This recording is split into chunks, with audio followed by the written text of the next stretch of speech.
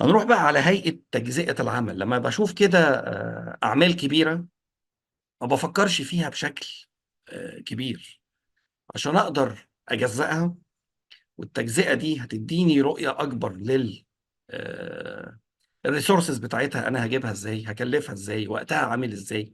فبنعمل حاجة اسمها work breakdown structure. الدبليو بي اس أظن إن هو 3 حروف كده، الأشهر لكل بلانر، لكل مدير مشروع، اي حد بيحب يقسم شغله او بيوزعه بطريقه ما، بيوزع تاسكات، لازم يعمل له ورك بريك داون ستراكشر او دبليو بي اس عشان يقدر يستفيد من الانتجريشن دي. انا كنت محضر دي بامانه بعد صلاه العشاء، هنتكلم فيها كده شويه لغايه الصلاه، وبعد كده ممكن نبقى نعيد اخر حاجه فيها تاني عملنا. انا عشان اعمل دي كويس محتاج ايه؟ محتاج خبراء. زي ما قلنا الخبراء ايه؟ مش شرط انه يبقى خبير بمعنى خبير في مجال معين. لو عندك خبرة سابقة أو في الشركة خبرات سابقة عن نوع العمل بتاع المشروع ده، أنت بتقدر تعمل تجزئة للعمل بشكل كويس. وهناخد مثال دلوقتي. في نقطة مهمة قوي، ودي قد تكون هي اللي احنا اتكلمنا فيها يا باشمهندس عبد الرحمن. أنا عايز أفهمك إن أنت هنا تمثل المالك لأنشطة التنفيذ كلها، أنت هنا تمثل المين كونتراكتور. فين مشكلة السكوب لما بيجي يحصل فاريشن؟ لما بتيجي تقسم نفس السكوب بتاعك ده على مقاولين كتير، لما يبقى المشروع فيه مالك مثلا ومدخل واحد سيفل وورك، ومدخل واحد فينشنج، ومدخل واحد ام اي بي سواء تكييف او كهرباء او وات ايفر ايه، ومجمع ده كله ومقسم المشروع بين مقاولين، وما عملش كوردينيشن كافي ما بينهم، ما احترمش الاسس اللي طلع منها السكوب كويس عشان ما فيش حاجه تقع في النص. بتلاقي كل واحد خد جزء زي ما هو متصور او هو اداهوله، وممكن اجزاء تقع ما بين الكونتراكتور دي، تعمل مشاكل، تسبب عطله، بتعمل في او فاريشن اوردر، اللي بيستغلوه بقى المقاولين في تغطيه مشاكل. او مش مع يعني ما اقدرش اقول بيستغلوه بمعنى ان هم بيسيئوا استغلاله، ولكن هي في خطأ تم في الاول، فجنى منه جزء المقاول وخد تبعاته جزء المالك. طب لما انت تبقى المين كونتراكتور، الاونر بتاع الانشطه كلها المشروع، وبتبتدي توزع اعمالك على مقاولين الباطن بتوعك، انت خلينا بنعمل مول تجاري مثلا، حضرتك اديت واحد الخرسانات، واديت واحد المباني، وبعدين جبت مقاول تاني عمل البياض والدهانات، وفي حاجات تانية بتعمل الارضيات، وفي ناس تانية بتعمل الشبابيك والواجهات. خش بقى على الام اي بي، تكييفات وكهرباء ولايت كارنت. كل الكلام ده انت لازم تبقى محلل اعمالك كويس قوي عشان لما تيجي توزعها على المقاولين ما تقعش منك حاجه. لان اللي بيقع منك بيسبب لك مشاكل ماليه وزمنيه، وقد يؤثر على الجوده، وقد يؤثر على الريورك. اعتقد دي النقطه اللي انت كنت بتتكلم عليها يا باشمهندس عبد الرحمن، لما بقول لك شويه ان التفصيل بتاع آه السكوب، وان احنا نحاول نشوف الكونسترين بتاعتي ايه، ربما تلاقي فيها مشاكل. الاكسبتنس كارتيريا ايه، لان تداخل مقاولين كتير مع بعض وانت بتديرهم مع بعض هيعمل لك دروب هنا للاسف. صحيح تعالى، صحيح تمام. حلوه، تعالى نشوف مثال كده بسيط قوي، الابسط تماما يعني. انا بعمل خرسانه مسلحه، قواعد مثلا او سقف. ببتدي بايه؟ ببتدي الاول بشويه اعمال مساحيه، باخد ليفل ونقط عشان اقدر احدد مكاني كويس. بعد كده بتدخل اعمال النجاره او الفورم وورك عامه، بتتعمل في مرحله، وبعدين بيدخل الحداده عليها اذا كان ليها مرحلتين: مرحله تجهيز حديد بره تم على الشوب دروينج، ومرحله التركيب بيركبها على الفورم وورك. بعد كده عندنا ام اي بي لاي كوندويت، كهرباء، تكييف، وات ايفر ايه، وبعدين بنصب. مش دي مراحل الخرسانه المسلحه؟ مفيش غيرها. بعد تاريخ معايا معين والخرسانه تتصلد وتاخد قوتها، بنرجع تاني للنجاره نفكها. طب الكلام ده كله لو انا جبت مقاول خرسانه مسلحه هو اللي بيعمله؟ هو بيعمل اعمال مساحه؟ لا اظن. بيعمل اعمال الام اي بي، بيدخل الخراطيم والحاجات بتاع الكهرباء، ولا عندك مقاول تاني؟ غالبا في مقاول تاني، او انت بتشتغلها ذاتي، يبقى عندك عمالة تانية انت اللي بتديرها وكأنك انت المقاول، وكذلك اعمال المساحة. طب هل في مرحلة تانية؟ اه، ممكن اعمال المساحة كلها تبقى خارجية. اعمال النجارة هنا خدوا بالك على مرحلتين: مرحلة فورم وورك، وبعد كده بيفك الفورم وورك دي إعدادة مرة واحدة، أو إذا كان فيها مرحلة تجهيزات دي ممكن يعملها حد تاني خارجي. طب صبينا في، مش في بعد الصبة معالجة للخرسانات دي؟ وات ايفر الطريقة، مادة، رش مية، وات ايفر إيه. طب مش بعد ما نعالج دي وارد إن يبقى في عيوب محتاجة ريبير؟ إذا عندي كل بند صغير وواضح وكلنا حافظينه دخل على الأقل 3 تخصصات أهو: مساحة، مقاول، نجارة، وحدادة. ولو أنت شغال ذاتي ممكن يبقى ده غير ده، لازم تعمل كوردينيشن بينهم كويس. حد في الام اي بي، كهرباء وميكانيكا. وبعدين إذا كان بيصب ففي مرحلة معالجة تاني بتعملها من مرحلة تانية. إذا لما بقول دول، إن أنت هنا المالك الرئيسي لمجمع الأعمال بتاعة المشروع. لو نسيت الام اي بي في النص، لو ما حطيتش للمقاول الخرسانة المعالجة. طب أنا عندي مثال عمل لنا مشكلة برضو يجي من أكتر من 12 13 سنة كده، في حاجة بسيطة جدا جدا. كنا شغالين حيطان خرسانة لبدرومات لفندق تحديد، وبعدين ابتدينا نعمل تقويات للحيطان دي بزراجين بلدي، اللي هي السياخ اللي بنتنيها وبنبقى رابطين بيها. وما حطيناش لمقاول الخرسانه ان انت مسؤول عن تقطيع الزراجين دي ومعالجتها. بند هايف اهو، بس لك ان تتخيل حجم حيطان هائل، في كميه لا نهائيه من الزراجين دي، وبتعالج طبقا للمواصفات وبتعمل لها ريبير طبقا للمواصفات. وقت وفلوس وعطله رهيب. طب حاولنا نلحق نفسنا وجبنا الزراجين الاكثر حداثه اللي احنا بنسميها الفرنجي، اللي بنحط فيها ماسوره في النص والكلام ده. الكلام ده كان من حوالي 14 سنه. برضو دي عايزه معالجه بطريقه ما، لان الحيطان دي كان في الفندق كان بجنب البحر على طول، فمعرض ان يبقى فيه مد للبحر بطريقه ما، في رطوبه، يعني لازم تعالج بطريقه ما. بند صغير جدا وممكن يكون ساقط ملوش قيمه ماليه خالص، او له رؤيه كبيره، او حتى حطينا له وزن او وقت او اي حاجه، ومع ذلك عمل مشكله كبيره وكبيره جدا. فلما بتيجي تقسم الشغل زي ما حطينا كده في بند الخرسانه، لو في البند ده حيطان وفي معالجه زراجين وعلى مين، وهيبتدي يعملها امتى، وهي محتاجه ايه، محتاجه ماتيريال ايه عشان اعالج بيها واعمل ريبير بيها.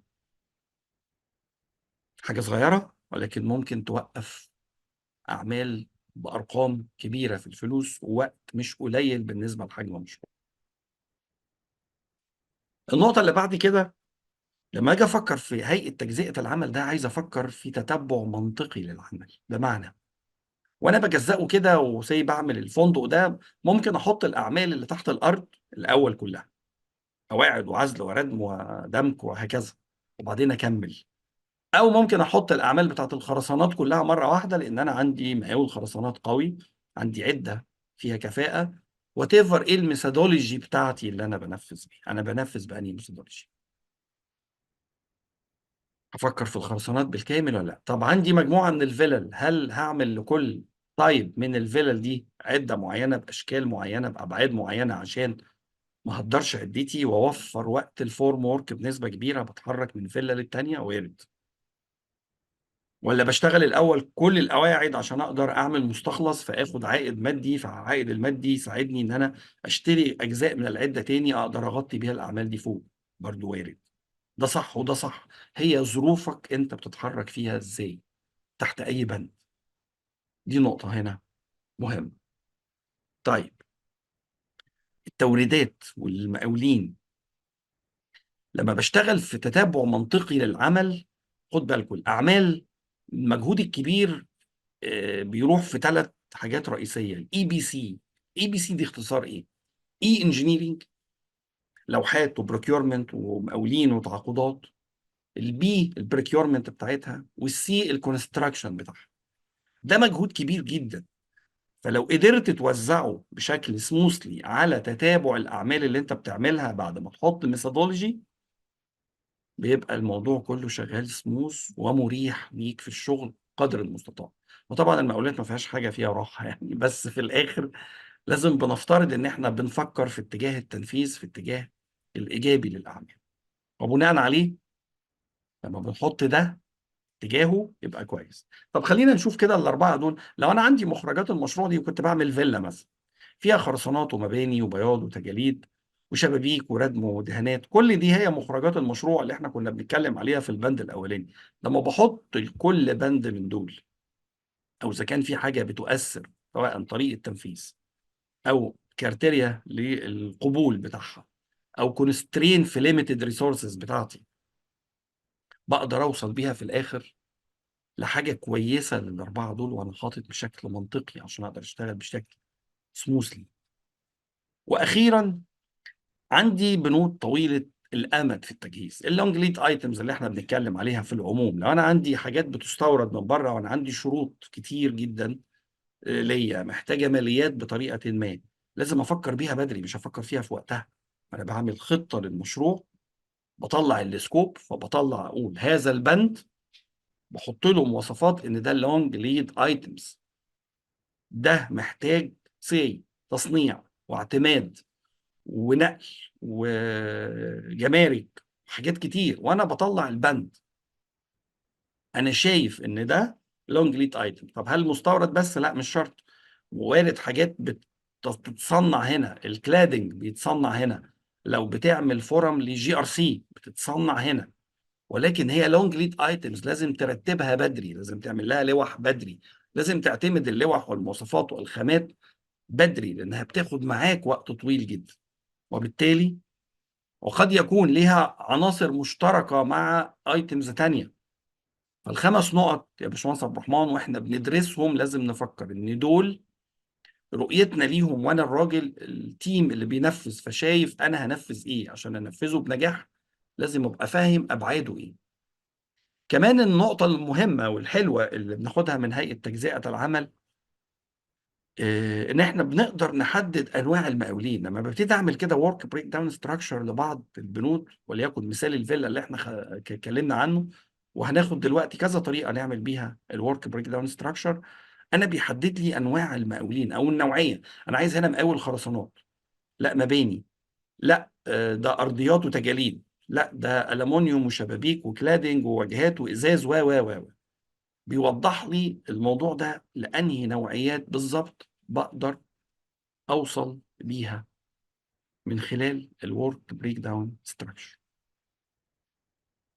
لو في اي اسئله لغايه المرحله دي قولوا لي، وانا بفرح بالاسئله يعني مش العكس. اول حاجه فيها بتحسسني ان انتوا انفولفد معايا بشكل كبير، ودي نقطه مهمه جدا وانا بسعد بيها وبسعى ليها دايما.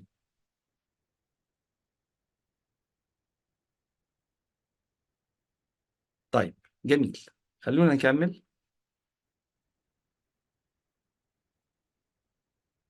نموذج اهو الفيلا، وبقول ان البريك داون الدبليو بي اس ممكن اعمله بطريقه تنفيذ البنود، وده للاسف في الغالب اللي بيحصل. انا بروح جايب البي او كيو راصصها قدامي، هنا مباني هنا خرسانات هنا حاجه، وممكن اقسم من خلالها.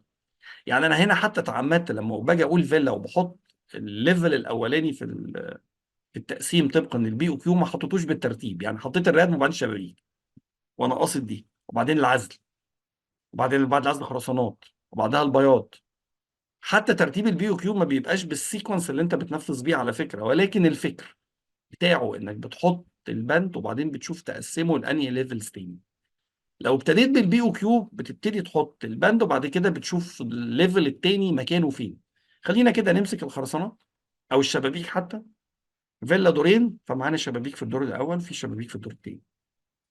العزل بعزل الاساسات وبعزل السطح، ولو انا مش واخد التشطيبات الداخليه ماليش دعوه بالحمامات ودورات المياه الداخليه، ما بعزلهاش. لو كانت الفيلا كورة نشيل ان انا واخد الهيكل والتشطيبات الخارجيه. طب الخرسانات بقسمها حاجتين، ما بين الاساسات ما بين الهيكل. طب الاساسات مره واحده، الهيكل بطلع بيها بالادوار. براعي الترقيم هنا في ليفل، يعني باخد دايما اول مستوى واحد وبعد كده بطلع منه واحد واحد وواحد اتنين وهكذا. الليفل التاني واحد واربعة، والرقم التالت بيدخل معايا. الليفل الرابع بياخد الرقم الرابع، الليفل الخامس بوصله للليفل الخامس. بحيث اهم حاجه في الموضوع بتاع البي او كيو والميزه التي تميزها، بنبقى متاكدين ان كل ما هو في البي او كيو اللي انا هنفذه واخد عليه سعر، ان انا راعيته في الدبليو بي اس عشان ما يقعش مني وانا بختار له ريسورسز وانا بختار له مقاولين. النقطه دي الميزه الكبرى بتاعت البي او كيو. لكن كسيكونس اعمال، لو الخبرة قليلة شوية ممكن تتوهك بعد كده قدام هتعمل ايه قبل ايه. او النقطة التانية اللي كنا بنتكلم عليها من شوية، ان احنا نقدر نبذل مجهود كبير جدا في تجهيز حاجات ممكن ما يبقالوش أولوية، وبالتالي الحاجة الأولوية ما تاخدش الاهتمام الكافي في الوقت بتاعها، فنبتدي لا قدر الله نتأخر. طريقة تانية، طريقة تنفيذ الأعمال. زي ما قلنا عندنا مقاول خرسانات شاطر، تعالى يا عم دب خرسانات أساسات أدوار، اطلع دور تاني تالت رابع هوب خلص. وبعد كده بدور على الأعمال الاعتيادية، ردم عزل تأسيس بياض مباني. ثم بدور بعد كده على المكان. الليفل الثالث بيبقى المكان، هي سيف الأساسات عادية ولا مسلحة، أو إذا كان الأدوار بقى دور أول دور تاني. الليفل هنا في البياض في واجهات ولا داخلي. التجاليد على الواجهات، الدهانات عندي دهانات على الواجهات ولا داخلي، شبابيك على الأدوار وهكذا. فتفكيري بيبقى على تاسكات كبيرة، على بنود الأعمال أو على مراحل الأعمال، هياكل، خرسانات، تشطيبات، كهرباء، ميكانيكا، أعمال صحية، وات ايفر. الطريقة الثالثة طريقة تنفيذ الأعمال بنفس السيكونس بتاعها، ودي قد تعتمد على الميثودولوجي شوية. إن أنا حسب وجهة نظري، الطريقة السابقة كنت ممكن أقول إن أنا بشتغل مجموعة مجموعة طبقا لإمكانياتي والريسورسز بتاعتي. عندي مقاول خرسانات أو أنا عندي طقم خرسانات مع عدة ضخمة ببتدي أخلص فيها الأول. هنا لا، ممكن أشتغل بسيكونس تاني، إن أنا شوية لوجيك. ببتدي تحت الأرض بشوف الردم والعزل والأساسات، وبعد كده بدور على القواعد الأساسات دي مسلحة وعادية، وبعدين بطلع على الخطوة اللي وراها بحط فوق الأرض. يبقى مقسم هنا الشغل في الأول على تو ليفل او تو او مجموعتين كبار، تحت الارض وفوق الارض. فوق الارض ببتدي اقسمها على مدار تاني. ببدا بالخرسانات، بياض، مباني. بشتغل بالسيكونس ده. قد يكون السيكونس ده مريح في مجهود البريكيورمنت شويه، في تجهيزات المشتروات شويه. خدوا بالكم لما بفكر مراحل، صحيح انا باخد ده وبظبط عليه برنامج زمني وخطه، ممكن تعمل لي تداخل شويه وتحقق لي الجزء اللي يديني سيكونس شويه.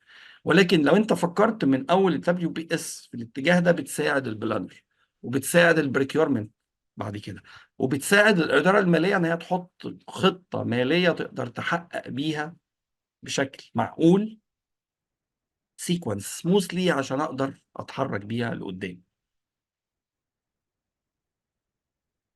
لو المشروع كبير ومعقد جدا بقى وفي تفاصيل كتيرة جدا، بنلجأ لحاجة اسمها ايه؟ دبليو بي اس ديكشنري. لو انا شغال في الحرم مثلا وبعمل التوسعة بتاعت الحرم، في اكتر من 30 الف بني ادم وعامل ومهندس ومشرف ومراحل كتيرة ومتفرقة بشكل كبير جدا. وقدان العشاء جه علينا، بس احنا معانا يعني من 5 ل10 دقايق في الشرح، الا لو كان في اسئلة. آه، هيبقى لها وقت طبعا كبير.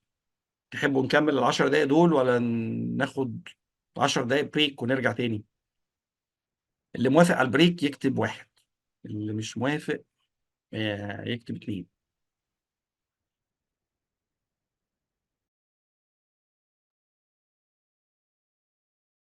السلام عليكم ورحمة الله. احنا في عودة دلوقتي.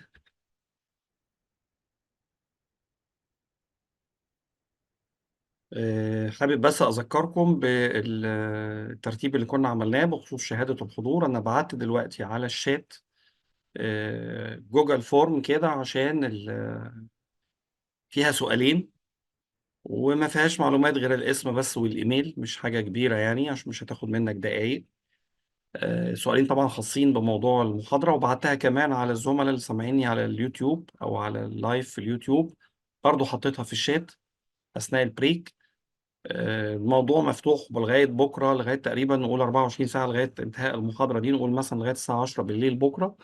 وبعد كده هنراجع الشيت ده وهنطلع على طول الشهادات وهنبعتها لكم على الجروب الخاص او الجروبات بقى الخاصه بينا على الواتساب او التليجرام. والزملاء اللي في اليوتيوب برضو يقولوا لي، او غالبا هم موجودين على احد الجروبات دي بصرف النظر هم بيشوفوها فين. حد بيسأل على الفورم تاني؟ حاضر هبعتها تاني اهو حالا. ثانية واحدة.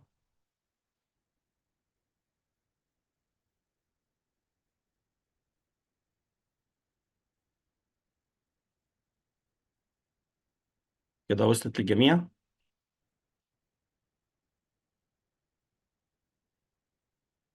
مهندس ديفيد كان بيسأل، وائل نفس الشيء. طيب حلو قوي. نكمل اللي باقي، شيء بسيط مش حاجة كبيرة. آه، كنا وصلنا لغاية المرحلة دي، قلنا إن في حاجة تسمى الورك بريك داون ديكشنري. الأول، في حد عنده أي سؤال في الحاجة السابقة قبل ما نشرح شوية في الديكشنري وإمتى بنعملها وليه؟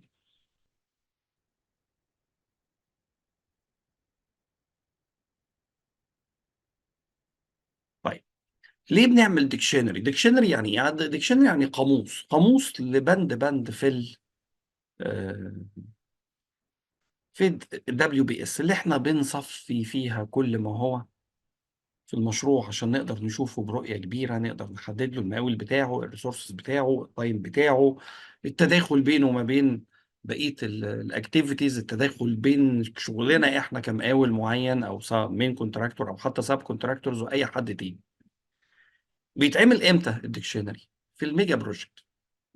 يعني ما يبقاش ان انت شغال في فيلا صغيرة او مجموعة فيلل او حتى عمارة او مبنى مثلا، اذا كان مول او حاجة، وترهق تيم كبير جدا في الديكشنري دي لانه بياخد مجهود كبير وبيشترك فيه ناس كتيرة من السايت او من إدارة التنفيذ، المكتب الفني، والبروكيورمنت، والبلاننج، حاجات كتير. تعالى كده نشوف ايه مكوناته. طبعا بنكتب الاول البروجكت تايتل والديت اللي احنا بنعمل فيه الريبورت ده، وبندور على الورك باكج هنا اسمها ايه. قلنا ورك باكج ممكن تكون خرسانات، ممكن تكون مباني، ممكن تكون حسب التقسيمه بقى اللي احنا عملنا عليها الدبليو بي اس، الدور الاول وات ايفر. وقلنا ان كل حاجه ليها رقم، شفنا سيستم الترقيم. وده وصف شويه للاعمال. خرسانات مسلحه مثلا لزوم الهيكل، يبقى ده اوكي. يا ريت الزملاء، خد بالك يا ديفيد انت بتكتب على الشاشه يا ريت تمسحها.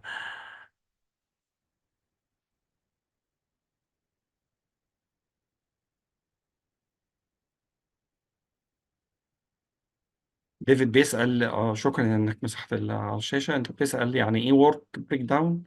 ورك بريك داون ستراكشر، هيكل تجزئة الأعمال. الفيلا بتاعتك اللي انت واخدها دي او المبنى او هو المشروع اللي انت عايز تجزئه بقى، ما بين خرسانات، ما بين مباني، ما بين تشطيب، وممكن توصل لغاية الفرش كمان. فالدبليو بي اس اختصار للمعنى ده، ورك بريك داون ستراكشر. خلاص. قلنا الديكشنري زي ما قلنا بيبقى فيه كل تفاصيل كل حاجه، الاسامبشن حتى والكونسترين. كان زميل بيسالني على الكونسترين من شويه.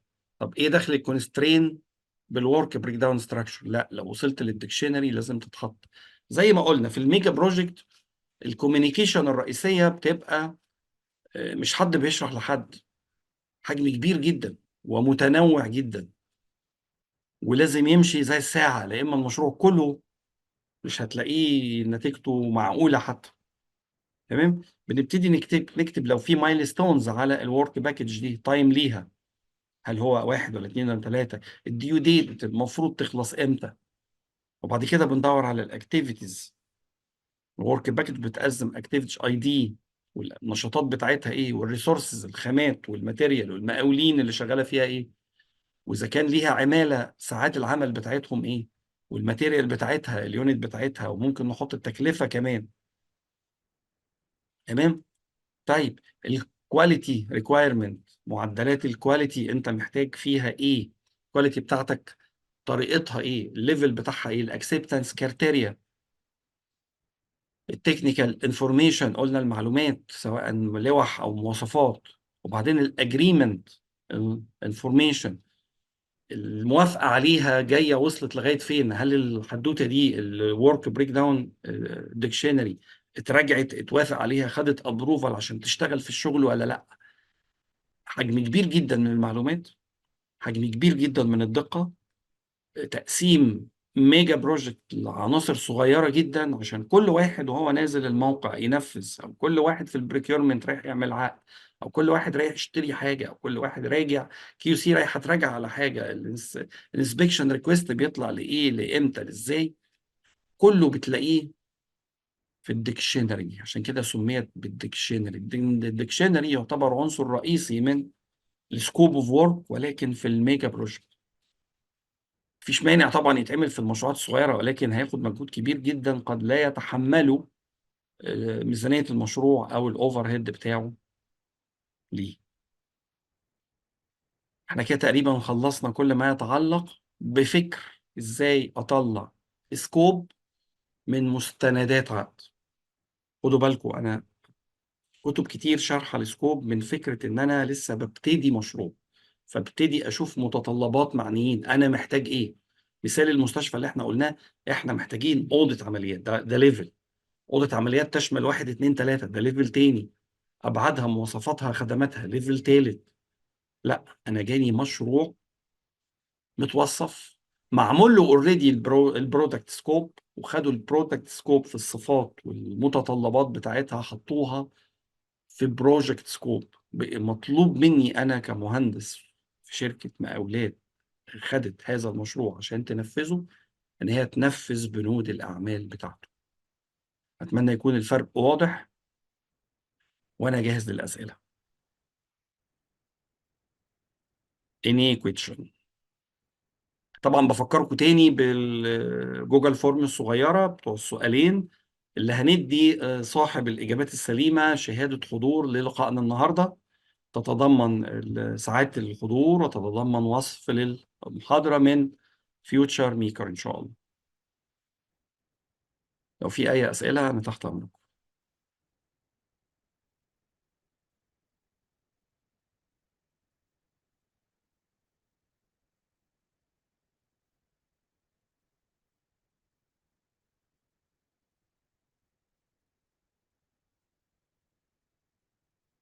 طيب، لو في برضو مقترحات انتوا بتفكروا فيها لمحاضرات أخرى نبتدي ننظمها في لقاءاتنا الشهرية.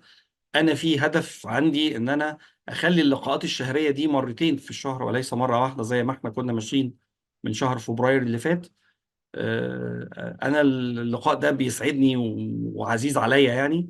وفي نفس الوقت برضو الموضوعات ممكن تكون كتيره ومتنوعه، فلو في افكار عندكم في متطلبات، حاجات فعلا محتاجينها، حاجات عايزين تسلطوا الضوء عليها تفهموها بشكل اكتر، مشاكل قابلتكم في مشاريع، فنبتدي نفتح من المشكلة احتياج لفكرة نقدر نحطها في لقاء أو اتنين. ممكن مفيش حاجة في ذهنه دلوقتي، الجروبات موجودة على الواتساب والتليجرام. كمان وسائل التواصل بتاعتي يمكن أنا أشرت ليها كده في أول اللقاء، لكن برضو ممكن أحطها على الجروبات مرة تانية، بحيث لو حد عايز يعمل كونكشن معايا بأي حاجة هتلاقوني موجود إن شاء الله وداعم قدر المستطاع. السؤال التاني قابل لأكثر من إجابة. ماشي، شوف الإجابة يعني حد واضح إن هو فتح الجوجل فورم وبيغششكم. شوف الإجابة الأكثر تميزا. يعني لما يبقى عندك إجابة واتنين صح دايما تشوف الأقوى. تمام، بالتوفيق إن شاء الله للجميع، وإن شاء الله أشوفكم في لقاءات أخرى. مش قادر أحدد ميعادها من دلوقتي، ولكن إحنا مع بعض على الجروب. كل الشكر، وإن شاء الله أشوفكم دايما على خير. شكرا، سلام عليكم.